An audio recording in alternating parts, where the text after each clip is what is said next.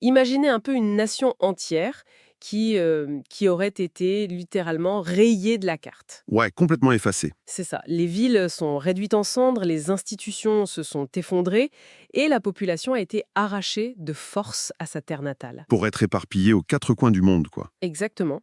Sur le papier, c'est la fin définitive de l'histoire, une civilisation qui disparaît dans les sables du temps. Fin de la partie. Voilà. Et pourtant, au cœur de cette dévastation absolue, il y a un texte qui émerge, un document antique qui se contente pas de murmurer de vagues espoirs de survie. Non, au contraire, il est très concret. Ah, carrément, il propose le plan de reconstruction le plus radical et le plus systématique qu'on puisse imaginer. C'est une véritable chirurgie à cœur ouvert, doublée d'une refonte géopolitique totale. Et c'est toute la force de la littérature prophétique de cette période, en fait. On parle plus du tout de colmater des brèches ou de négocier un traité de paix. C'est trop tard pour ça. Ouais, le diagnostic est tellement sévère que la seule solution envisagée, c'est une refondation intégrale. Et c'est exactement ce qui nous réunit pour notre plongée d'aujourd'hui. On va scruter un extrait précis et vraiment fascinant. Ézéchiel 36. C'est ça, Ézéchiel 36, les versets 24 à 30, pour être précise, dans la traduction classique de Louis Feugon.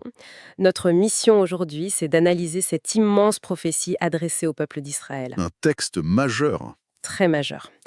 Et ce qui rend ce texte si captivant, c'est pas seulement son lyrisme, hein, c'est sa mécanique. Il expose un modèle de restauration en 4 étapes hyper structurées. Ça fonctionne presque comme un algorithme, finalement. Mais grave. Bon, décortiquons un peu ça. Comment est-ce qu'on passe d'un désastre géographique et politique à une métamorphose intime de l'âme humaine? Ben, si l'on relie cela à la vue d'ensemble, la valeur exceptionnelle de ce texte réside précisément dans sa progression logique implacable. C'est-à-dire? Il y a un motif très puissant ici, on ne peut pas restaurer l'esprit de manière durable sans avoir d'abord reposé les fondations physiques et matérielles. Donc, l'abstrait a besoin d'un ancrage concret. Exactement. Le texte refuse la dichotomie un peu facile, tu vois, entre le matériel d'un côté et le spirituel de l'autre. D'accord. C'est une architecture globale. Chaque étape est la condition sine qua non de la suivante. Alors, commençons par la base, du coup. L'étape 1, le rassemblement physique. Avant même d'aborder des concepts comme le pardon, la morale ou la transformation intérieure, le texte s'ouvre sur de la géographie pure et dure. Ouais, c'est presque un manifeste logistique pour le coup. C'est le mot. Les sources indiquent que la divinité promet de retirer le peuple, je cite, d'entre les nations, de le rassembler de tous les pays. Et de le ramener très spécifiquement dans, je cite aussi, votre pays, celui donné à vos pères. Voilà. On parle d'un déplacement massif de population. C'est pas juste une idée en l'air. Ah non, les verbes utilisés sont d'une matérialité indéniable. Retirer, rassembler, ramener.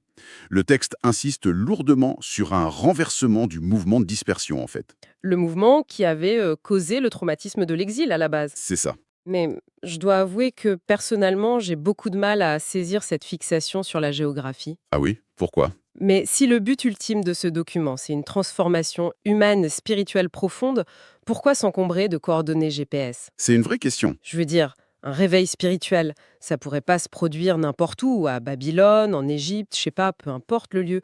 Pourquoi ce besoin absolu de regrouper physiquement tout le monde sur cette fameuse terre ancestrale avant de passer aux choses sérieuses? Bah, ce qui est fascinant ici, c'est que dans la pensée du Proche-Orient ancien, et spécifiquement dans la théologie de ce texte, la géographie n'est jamais neutre. C'est pas juste un décor de théâtre, quoi. Exactement.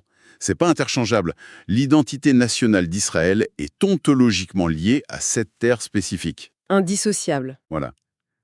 De plus, le retour concret, c'est la seule preuve tangible d'une promesse tenue. Opérer une restauration spirituelle en exil, ça reviendrait à admettre que l'exil est une condition permanente. Ah, je vois. Ce serait une forme de capitulation face à l'histoire, en somme? Complètement. Sans le retour sur cette poussière bien précise, celle qui a été donnée aux ancêtres, la réparation de l'identité nationale serait incomplète, du coup. C'est tout à fait ça. Le texte perçoit l'exil comme une fracture physique, monumentale, une sorte d'amputation. Ouch. Donc la réparation, elle doit d'abord recoudre cette plaie physique. On ramène les éléments dispersés dans leur contenant d'origine.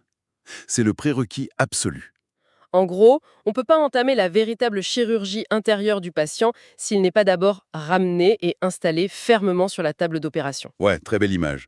La Terre, c'est cette table d'opération. Ce qui nous amène à un problème de taille. Le peuple est de retour, le cadre est posé, le patient est sur la table. Mais Mais rapatrier une population traumatisée et historiquement rebelle, dans son ancien code postal, ça règle pas du tout le problème de fond. Ah, ça non. Bah, ils ramènent avec eux tout leur bagage, toute la pollution interne qui, si on suit la narration du texte, a causé l'exil en premier lieu. Du coup, comment le texte gère-t-il ce retour des anciens démons? Bah, ça, c'est l'enjeu crucial de la deuxième étape. Le retour physique met en lumière la saleté morale accumulée. Forcément. D'où l'introduction immédiate, dans le texte, d'une phase de purification nationale radicale. Ouais, les sources citent cette image hyper percutante de l'eau pure, une eau qui sera répandue pour effacer les, je cite, souillures et toutes vos idoles. C'est un nettoyage industriel à ce stade. Totalement. En lisant ça, j'ai tout de suite pensé à l'informatique. L'informatique 1. Ouais.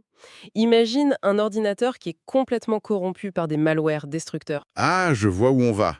Dans le vocabulaire de notre texte, ces virus informatiques, c'est les idoles et les souillures. C'est eux qui font planter le système. Et exactement. Ce sont eux qui ont fait cracher le système tout entier, ce qui a mené à l'exil. Donc l'eau pure dont parle le texte, elle agit comme un formatage de bas niveau du disque dur.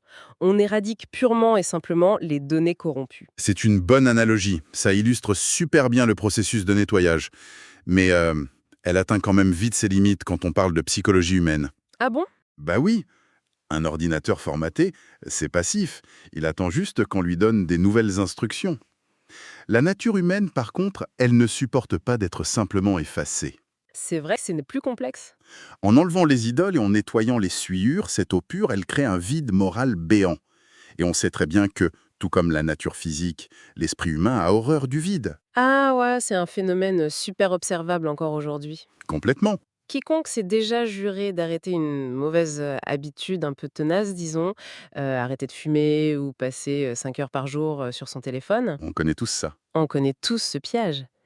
Si on supprime simplement le vice, on se retrouve avec un trou béant dans son emploi du temps et surtout dans sa gestion du stress. Et sans une nouvelle passion, une nouvelle structure pour combler ce vide. Bah, la rechute est presque garantie, C'est exactement ça. Mais la dynamique est identique à l'échelle d'une nation entière dans ce texte. c'est-à-dire, Si on se contente d'une amnistie, tu vois, de laver le passé sans modifier l'architecture interne qui produit ce comportement, le peuple va recommencer. face à ce vide moral terrifiant, le peuple finira inévitablement par s'inventer des nouvelles idoles et générer de nouvelles souillures. C'est sûr. Le cycle tragique de la rébellion, puis effondrement, puis exil, ça recommencerait en boucle. Le nettoyage par l'eau pure, ça stérilise le champ opératoire, d'accord? Mais ça appelle d'urgence une étape supplémentaire. Il faut combler le vide avant que l'infection ne revienne. Et c'est là que ça devient vraiment intéressant. On bascule dans la troisième étape. Le cœur absolu de ce document. Le disque dur est formaté, mais on se rend compte que le matériel lui-même, la machinerie humaine en fait, est fondamentalement défectueux. C'est un défaut de fabrication, presque. Voilà. Le texte passe d'une purification externe, qui est presque rituelle, à une transformation radicale de la nature même des individus. Et franchement, les mots de la source sont d'une force inouïe. Oui, on arrive en effet à la métaphore centrale de toute cette architecture prophétique. L'ablation du cœur de pierre. Exactement. Je cite la source « J'ôterai de votre corps le cœur de pierre et je vous donnerai un cœur de chair ». C'est puissant. Et ensuite, il est question de l'infusion de l'Esprit divin à l'intérieur même du peuple. Pour changer le moteur de l'intérieur. C'est ça, le but affiché, c'est de rendre les gens capables de pratiquer les lois et de suivre les ordonnances naturellement. C'est carrément une transplantation d'organes à l'échelle métaphysique. Et cela soulève une question importante, justement, concernant l'analyse que fait le texte de l'échec humain. Vas-y, je t'écoute. Pourquoi parler d'un cœur de pierre? Une pierre, c'est par définition inerte. C'est froid, c'est insensible. Ça bouge pas. L'eau peut couler dessus lors du grand nettoyage dont on parlait tout à l'heure, mais la pierre n'absorbe rien du tout. Ah ouais? Le diagnostic posé sur la condition passée du peuple est hyper sévère. Leur problème, c'était pas un manque d'information. C'est pas qu'ils ignoraient les règles. Non. Leur drame résidait dans une incapacité fondamentale, organique en fait, à intérioriser ces règles. Ce n'est donc pas du tout l'histoire d'un disque dur corrompu qui a juste besoin d'être vidé, c'est l'histoire d'une rébellion active. Voilà. Des lois gravées sur des tablettes de pierre, à l'extérieur, qu'on crie à un peuple ayant un cœur de pierre à l'intérieur. Forcément, ça rebondit, ça ne pénètre jamais. La pierre ne dialogue pas avec la pierre. Jolie formule. C'est pour ça que la solution proposée par ce document échappe totalement au cadre politique ou éducatif habituel. On sort du politique, là. Ajouter de nouvelles lois, durcir les sanctions ou essayer de rééduquer un cœur de pierre, c'est décrit comme une impasse absolue. Ça marche pas. La prophétie exige le remplacement de la matière première de l'être humain. Le cœur de chair, à l'inverse de la pierre, c'est un organe vivant. Il bat, il est vulnérable, il peut saigner et surtout, il est réactif à son environnement. Donc la contrainte externe est remplacée par un réflexe interne. Exactement. C'est fascinant de voir comment un texte aussi ancien aborde la question de la motivation et de l'obéissance, en fait. C'est très moderne finalement. Ouais. Au lieu de menacer les gens pour qu'ils se comportent bien, on modifie leur nature profonde pour que le bon comportement devienne leur instinct premier. Et ça change tout. L'infusion de cet esprit-là, mentionné dans le texte, ça garantit que suivre les règles ne demande plus un effort d'autodiscipline épuisant. Parce que ça devient naturel. Voilà, ça devient l'expression naturelle de cette nouvelle identité. Ce glissement de l'externe vers l'interne, c'est vraiment le pivot du texte. La conformité forcée, qui finit toujours par s'effriter sous la pression, elle cède la place à une obéissance organique. C'est beau. L'architecture de la Restauration atteint ici son point de complexité maximale. Le problème de la volonté humaine défaillante, il est résolu par une intervention divine directe, qui recable littéralement les désirs du peuple. C'est une métamorphose ultra intime et invisible à l'œil nu final. On opère dans les profondeurs de la psyché collective. Oui, Mais le processus conçu par ce texte ne s'arrête pas dans le secret des consciences. L'intime a besoin d'être validé par le réel, ce qui nous propulse direct vers la 4e et dernière étape du modèle. la conclusion logique. Une fois que cette transplantation a réussi, on repasse vers l'extérieur. Le changement interne doit déborder sur le monde matériel de manière spectaculaire. Bah oui, parce que la restauration privée n'existe pas dans ce contexte théologique et géopolitique. Ça doit se voir. La phase finale, c'est la manifestation concrète, la signature visible que l'opération a réussi. Et les sources commencent cette étape en mettant en avant la formule d'alliance par excellence. Je cite « Vous serez mon peuple et je serai votre Dieu ». Le contrat est scellé. Et dans la seconde qui suit, paf, le texte enchaîne sur l'agriculture. Le contraste est saisissant. Oui, la fin des famines, la multiplication du blé, l'abondance des fruits dans les arbres, les produits dans les champs. Il précise même explicitement que le peuple ne subira plus, je cite, « l'opprobre de la famine parmi les nations ». L'opprobre, un mot-clé. Alors, qu'est-ce que tout cela signifie? Pourquoi est-ce que le succès spirituel se mesure soudainement en tonnes de blé? Il faut se replacer dans les logiques de l'époque. L'agriculture, c'est la base de toute économie et de toute survie. Bien sûr. Mais au-delà de l'aspect purement pratique, il y a la question de l'honneur.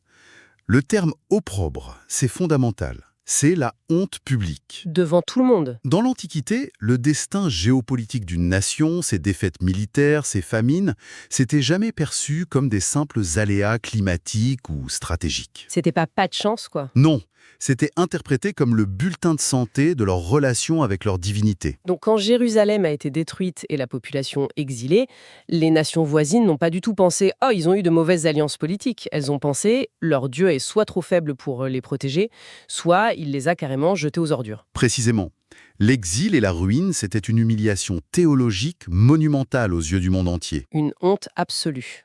Par conséquent, la restauration intérieure, le nettoyage et le nouveau cœur de chair, ça suffit pas si personne ne peut les voir. Faut que ça se matérialise. La prospérité matérielle et agricole qui est décrite à la fin de notre extrait, elle agit comme un témoignage public irréfutable. L'abondance spectaculaire, c'est une déclaration officielle à l'adresse des observateurs internationaux de l'époque. C'est un peu un immense panneau publicitaire clignotant au milieu du désert, quoi. C'est exactement ça. Si je reprends l'image d'une maison qu'on rénove, Vas-y. bon, on a refait les fondations, on a rapatrié les propriétaires, on a nettoyé toute la crasse accumulée et on a complètement refait la plomberie et l'électricité qui, elles, sont invisibles dans les murs. Le cœur de chair. Voilà. Et soudain, cette maison qui était la ruine effrayante du quartier, celle dont tout le monde se moquait en passant devant, L'opprobre. ouais. Elle voit son jardin exploser de vie. Des arbres fruitiers immenses, des récoltes impossibles à imaginer avant. L'abondance, elle force le respect, voire la stupéfaction des voisins qui, hier encore, crachaient sur la palissade. Très belle image. L'intérieur et l'extérieur sont finalement mis en parfaite synchronisation. Le nouveau cœur spirituel, purifié et obéissant produit une société fonctionnelle, Qui, à son tour, qui à son tour évolue sur une terre pacifiée, d'une fertilité surnaturelle. Ça efface l'opprobre, ça annule la honte passée et ça rétablit la dignité de la nation sur la scène mondiale. L'algorithme de restauration a tourné jusqu'à son terme. La boucle est bouclée. C'est ouf, la cohérence de ce document est fascinante. Totalement. Au-delà du contexte historique hyper spécifique, quiconque s'intéresse aux dynamiques du changement profond, que ce soit en psychologie comportementale, en sociologie des organisations, ou même juste en observant ses propres luttes personnelles, bah, on peut être interpellé par ce modèle en 4 temps. C'est universel quelque part. Absolument. Il faut un ancrage, un retour à la source. Ensuite, il faut un nettoyage drastique de ce qui a échoué. Le formatage. Ouais, mais le nettoyage ne suffit pas. Il faut transformer la nature même du moteur de nos actions, passer de la contrainte à l'élan organique. Le cœur de chair. C'est ça. Et enfin, bah, si le changement est réel, il finira inévitablement par transformer notre environnement visible, balayant toutes nos anciennes hontes. La boucle est bouclée. Mais tout ça, ça soulève quand même une ultime réflexion pour nous tous. En lisant de près ce passage sur le cœur de pierre, on remarque que la volonté humaine y est décrite comme totalement impuissante face à ses propres dysfonctionnements. C'est très clair dans le texte. L'idée moderne dominante aujourd'hui, c'est que si on le veut vraiment avec suffisamment de discipline, tu vois, des tonnes de livres de développement personnel ou je sais pas, des routines matinales à 5 heures du mat, on peut se réinventer de l'intérieur. Le fameux quand on veut, on peut. Exactement. Pourtant, ce texte antique, il soutient catégoriquement l'inverse. Ouais, il est sans appel. Il affirme qu'il faut littéralement une intervention extérieure massive, un choc opératoire venu d'ailleurs pour changer notre propre nature. Alors, ça pose une question. Pouvons-nous vraiment transformer notre propre cœur de pierre par la seule force de nos poignets? Ou l'humanité a-t-elle, au fond, toujours besoin d'une greffe inespérée pour ne pas sombrer à nouveau? C'est une question vertigineuse. Oui, une question vertigineuse à garder en tête face à l'immensité de nos propres chantiers intérieurs. On vous laisse méditer là-dessus. Merci de nous avoir accompagnés dans cette analyse approfondie et à très bientôt.